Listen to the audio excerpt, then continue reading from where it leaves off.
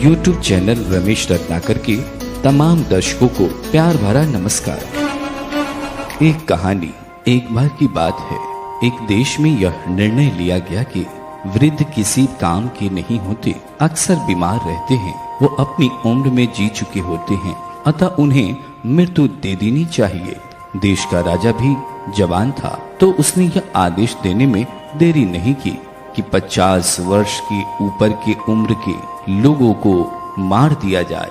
और इस तरह सभी अनुभवी, बुद्धिमान, बड़े बूढ़ों को मार दिया गया और वह देश बुजुर्गों से वीरान हो गई। उनमें एक जवान व्यक्ति था जो अपने पिता से बेहद प्रेम करता था। उसने अपने पिता को अपने घर के अंदर अंधेरे कमरे के कोने में छुपा लिया।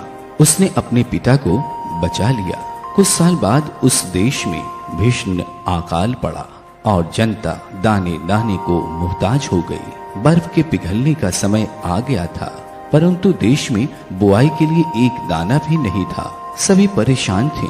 जो वृद्ध व्यक्ति बच गया था, उसने अपने बच्चे की इस परेशानी को देखकर कहा, बेटा, सड़क के किनारे किनारे दोनों तरफ जहाँ तक बन पड़े तुम हल चला दो। उस युवक ने बहुत लोगों से इस काम के लिए कहा, परंतु किसी ने नहीं सुना और यह कार्य किसी ने नहीं की।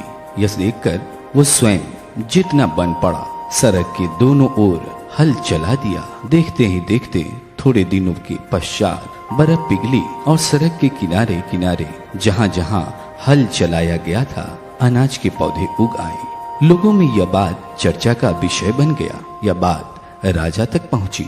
राजा ने उस युवक को बुलाया और पूछा कि ये विचार आखिर आया कहाँ से। तो उस युवक ने राजा को सच सच बता दिया। राजा ने उस बुजुर्ग को बुलाया और उससे पूछा, यह विचार कैसे आया कि सड़क के किनारे हल चला देने से अनाज के पौधे उग आएंगे। उस बुजुर्ग ने जवाब दिया, जब लोग अपने खेतों से अनाज घर को ले जाते हैं तो बहुत सारे बीज सड़क के किनारे गिर जाते हैं, उन्हीं का अंकुरण हुआ है। राजा इतना सुनने के बाद प्रभावित होता हुआ उसने अपने किए पर पछतावा हुआ। राजा ने अब आदेश दिया कि जितने भी बुजुर्ग हमारे इस देश में हैं, उन्हें ससम्मान जीने का अधिकार है और जो बाहर चले गए हैं उन्हें अपने देश में पनाह दी जाएगी।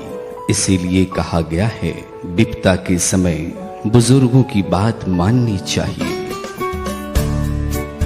तो दोस्तों, हमारा ये YouTube चैनल पर ये कहानियां आपको अगर अच्छी लगती हों तो हमारे चैनल को सब्सक्राइब करना ना भूलेंगे और साथ ही साथ लाइक करें, कमेंट करें और अधिक से अधिक शेयर करते रहें।